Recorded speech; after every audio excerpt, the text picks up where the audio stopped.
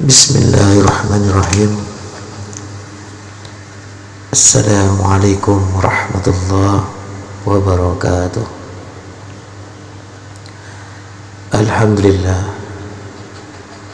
Alhamdulillahilladzi adhara alaina bidhari sayyidil bashar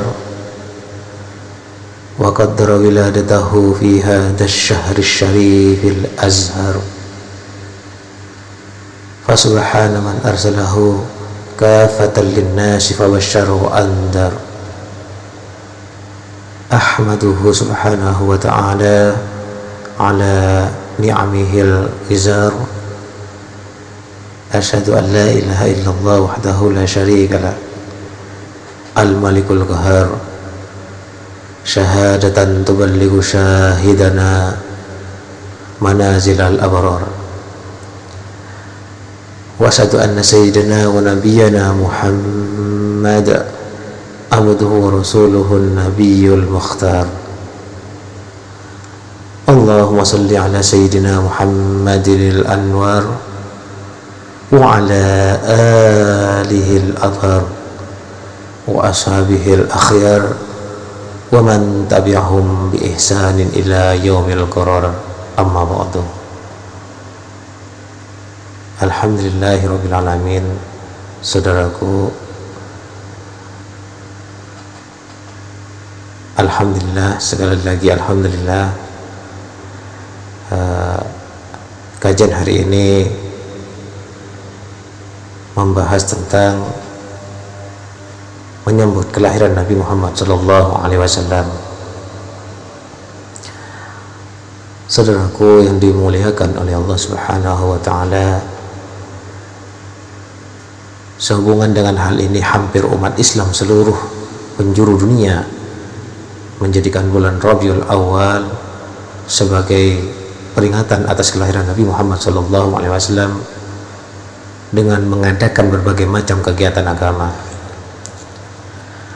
Memang wajar sekali jika umat manusia menyambut kelahiran Nabi Muhammad SAW, sebab andai kata tidak karena beliau, niscaya Allah Ta'ala tidak menciptakan alam seisinya dan planet-planet lainnya. Saudaraku, sebagaimana telah dimaklumi bersama bahwa beliau dilahirkan pada bulan Rabiul Awal, tepatnya pada hari Senin tanggal 12 Rabiul Awal tahun gajah, yang dikenal dengan sebutan tahun gajah. Karena pada tahun itu terjadi suatu peristiwa besar, yaitu adanya kerusuhan dari pasukan bergajah yang dipimpin oleh Abraha. Mereka berusaha menggempur Ka'bah dengan maksud agar orang-orang Arab tidak lagi berhaji ke Baitullah, yaitu Ka'bah. Mereka berangkat dengan membawa peralatan-peralatan lengkap, di samping menggunakan kendaraan-kendaraan gajah. Namun persiapan yang telah mereka anggap kuat dan kekuatan yang mereka bangga-banggakan itu tidak berhasil untuk memenuhi maksud mereka. Sebab di tengah-tengah mereka melakukan kejahatan itu, Allah Ta'ala mengirim burung-burung ababil yang membawa batu-batu kecil dari neraka untuk dilemparkan ke arah Abraha dan pengikut-pengikutnya. Dengan demikian gagallah usaha Abraha dan pengikut-pengikutnya. Saudaraku, Allah Ta'ala berfirman, alam taru kaifa fa'ala rabbuka bi-ashabil fil alam yaj'al kaydahum fi tadlil wa arsala 'alaihim tayran ababil tarmihim bihijaratin min sijilin faj'alahum ka'asfin ma'kul. Yang artinya, apakah kamu tidak memperhatikan bagaimana Tuhanmu telah bertindak terhadap tentara bergajah? Bukankah Dia telah menjadikan tipunya mereka untuk menghancurkan Ka'bah itu sia-sia? dan dia mengirimkan kepada mereka burung-burung yang berbondong-bondong yang melempari mereka dengan batu yang berasal dari tanah yang terbakar. Lalu dia menjadikan mereka seperti daun-daun yang dimakan ulat. Surat Al-Fil. Saudaraku yang dimuliakan oleh Allah dan yang saya hormati, Nabi Muhammad sallallahu alaihi wasallam lahir ke dunia ini sudah tidak berbapak lagi. Abdullah, ayah beliau, telah meninggal dunia sewaktu beliau masih dalam kandungan sang ibu yang bernama Aminah, saudaraku.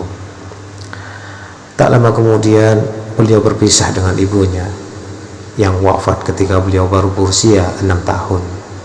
Lalu beliau ikut mbahnya, yaitu Abdul Muttalib, dan tidak lama lagi mbahnya menyusul meninggal dunia.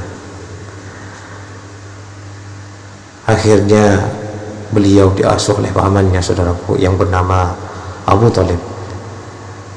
Disebutkan dalam sejarah bahwa semenjak beliau hidup bersama pamannya, di saat itulah beliau mulai bekerja dengan mengembala kambing milik orang lain. Saudaraku, dari tahun ke tahun akhirnya beliau mengikuti pamannya berdagang ke luar kota, dan selanjutnya beliau berdagang milik janda kaya yang bernama Khadijah, yang akhirnya dikawinnya oleh beliau. Umur 40 tahun beliau diangkat oleh Allah Subhanahu wa taala menjadi rasulnya sebagai rahmat bagi semesta alam. Wa ma arsalnaka illa rahmatan lil alamin. Saudaraku, kehadiran Rasulullah sallallahu alaihi wasallam di dunia ini adalah untuk meluruskan umat manusia agar berlaku baik kepada Yang Maha Pencipta, berlaku baik kepada sesama manusia dan kepada makhluk-makhluk lainnya. Sehingga dengan kehadiran beliau, umat manusia di dalam kehidupan selalu diwarnai dengan budi yang luhur atau moral agama berdasarkan wahyu Allah yang disampaikan kepada beliau. Dengan demikian, kehadiran beliau benar-benar telah membawa perubahan di dalam segala segi kehidupan manusia menuju kebaikan. Pendek kata, Rasulullah SAW dengan ajaran Islamnya telah menyempurnakan kehidupan manusia seutuhnya, saudaraku. Sebagaimana sabdanya, innama bu'ithu liutammim makarimal akhlak. Sesungguhnya aku diutus ini tidak lain hanyalah untuk menyempurnakan budi pekerti mulia. Saudaraku yang dimuliakan oleh Allah dan yang saya hormati, oleh sebab itu dalam kehidupan beliau semenjak kanak-kanak hingga diangkat menjadi seorang rasul dan seterusnya, beliau tidak pernah berlaku jahat kepada siapapun, saudaraku. Sebaliknya, beliau selalu berlaku baik dan jujur, sehingga segala perilaku beliau patut kita tiru dan kita sebarluaskan kepada masyarakat yang belum atau kurang mengerti hakikat ajaran Islam. Allah Ta'ala berfirman, A'udzubillahi minasyaitonirrajim, bismillahirrahmanirrahim. Laqad kana lakum fi Rasulillahi uswatun hasanah liman kana yarjullaha wal yawmal akhir wa dzakarallaha katsiran. Shadaqallahul azim. Yang artinya, sesungguhnya telah ada pada diri Rasulullah itu suri teladan yang baik bagimu, yaitu bagi orang-orang yang mengharap rahmat Allah dan kedatangan hari kiamat, dan dia banyak menyebut Allah. Saudaraku,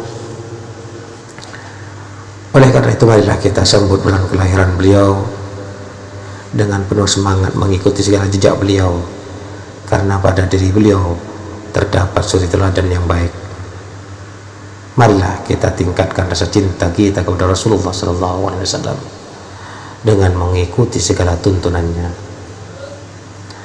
Allah Ta'ala berfirman, wa may yuti'illaha war rasul faulaika ma'al ladzina an'ama Allahu 'alaihim minan nabiyyin wasyiddiqin wasyuhada'i wassalihin wa hasuna ulaika rafiqa, yang artinya dan barang siapa yang mentaati Allah dan Rasulnya, mereka itu akan bersama-sama dengan orang-orang yang dianugerahi nikmat oleh Allah, yaitu nabi-nabi, para siddiqin, orang-orang yang mati syahid, dan orang-orang soleh, dan mereka itulah teman yang sebaik-baiknya. Surat An-Nisa ayat 69. Saudaraku, Rasulullah Sallallahu Alaihi Wasallam itu mempunyai keistimewaan yang tidak dimiliki oleh para nabi lainnya, diantara yaitu sebagai sabda Nabi, sebagaimana sabdanya, aku dilebihkan dari nabi-nabi dengan 6 hal. Aku dikaruniai kemampuan menggunakan jawami'al kalam, yaitu kalimat ringkas tuntas, ditolong dengan digentarkannya hati musuh, dihalalkan ghamimah atau harta rampasan perang bagiku, dijadikan tanah bagiku sebagai alat sesuci dan tempat sujud, ditugaskan sebagai rasul bagi semua makhluk, dan dijadikan sebagai penutup para nabi. Saudaraku yang dimuliakan oleh Allah Subhanahu wa taala, hadis ini termasuk hadis-hadis yang tidak boleh, tidak harus dijelaskan oleh Rasulullah sallallahu alaihi wasallam kepada manusia tentang hakikat yang sebenarnya, karena merupakan kewajiban bagi umat untuk mengenal kedudukan nabi mereka. Sekiranya semua hadis dalam penampilannya menempuh jalan tawadhu atau merendahkan diri sebagai halnya Rasulullah SAW yang memang dikenal demikian dalam sabdanya tentang saudara-saudara para nabi, tentu hakikat ini selamanya tidak akan dikenal dan tidak akan diketahui oleh manusia. Saudaraku yang dimuliakan oleh Allah Subhanahu wa taala, hadis ini menjelaskan dengan sebenarnya bahwa Rasulullah Sallallahu Alaihi Wasallam itu dilebihkan atas segenap Nabi Muhammad Sallallahu Alaihi Wasallam dengan 6 hal. Namun demikian, kelebihannya itu bukanlah hanya berkisar dalam 6 hal itu saja, melainkan maksud penyebutannya di sini bertujuan betapa pentingnya hal-hal tersebut yang dapat dijelaskan sebagai berikut. Yang pertama, Rasulullah Sallallahu Alaihi Wasallam itu dianugerahi jawami'al kalam, yakni kalimat-kalimat singkat tuntas yang mencakup sekian banyak pengertian. Karena itu beliau dapat menghimpun unsur-unsur agama ke dalam pernyataan kalimat pendek, seperti contohnya ya, ad-dinun nasihah, agama itu nasihat. Yang lainnya, min husni islamil mar'i tarkuhu ma la ya'ni. Orang Islam yang baik ialah yang meninggalkan hal-hal yang tak berguna. Kayak yang satu lagi, kul amantu billah tsumma istaqim, katakanlah aku beriman kepada Allah kemudian bersikaplah istiqomah, dan sebagainya. Yang kedua, senjata Rasulullah SAW yang paling ampuh dalam meraih kemenangan di medan laga ialah digentarkannya hati musuh oleh Allah Subhanahu wa taala, walau jarak mereka dengan beliau sejauh perjalanan sebulan, sebagaimana terjadi dalam perang Tabuk atau penaklukan Mekah dan lainnya. Yang ketiga, harta ghamimah dihalalkan bagi Rasulullah SAW dan umatnya sebagai keringanan dari Allah Subhanahu wa taala bagi mereka, sebab agama kita itu mudah, sedangkan kepada para nabi dahulu diharamkan membakar harta itu dan tidak boleh memanfaatkan sedikit pun. Tetapi terhadap umat Nabi Muhammad SAW Allah berfirman, A'udzubillahi minasyaitonirrajim, bismillahirrahmanirrahim, fakulu mimma ghanimtum halalan thayyiba wattaqullaha innallaha ghafurur rahim, yang artinya oleh sebab itu makanlah sebagian rampasan perang yang telah kamu ambil sebagai makanan yang halal lagi baik, dan bertakwalah kepada Allah, sesungguhnya Allah itu maha pengampun lagi maha penyayang. Surat Al-Anfal ayat 69. Yang keempat, dibolehkannya bertayamum dengan debu dikala tidak ada air atau terhalang menggunakannya sebagai kemudahan bagi umat Islam dan untuk menghilangkan kesempitan. Demikian pula diizinkannya melakukan sholat bila telah tiba waktunya di bumi mana saja, masjid atau bukan. Yang kelima, risalah atau tugas kerasulan Nabi Muhammad SAW adalah risalah yang bersifat umum lagi abadi. Jadi beliau itu diutus kepada bangsa Arab dan bangsa-bangsa lainnya di dunia ini di segala waktu dan tempat sampai hari kiamat, saudaraku.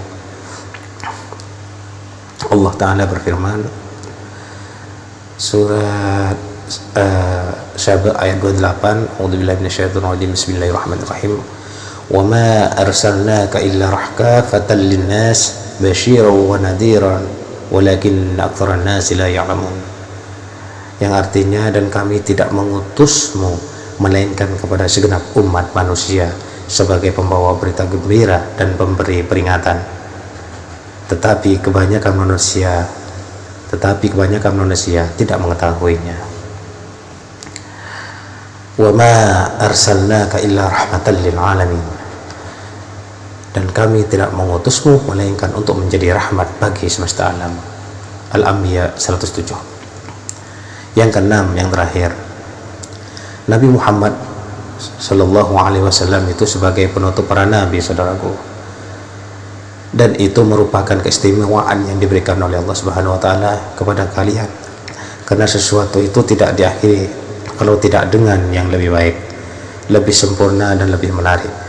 Sebaik-baik rasul di antara para rasul dan menjadi pemimpin mereka adalah Nabi Muhammad Sallallahu Alaihi Wasallam yang mulia ini, yang ditetapkan oleh Allah sebagai penutup para nabi dalam firman-Nya surat Al-Ahzab ayat 40, yang artinya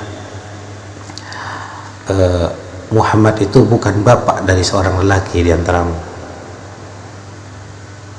tetapi dia adalah Rasulullah Sallallahu Alaihi Wasallam dan penutup para nabi.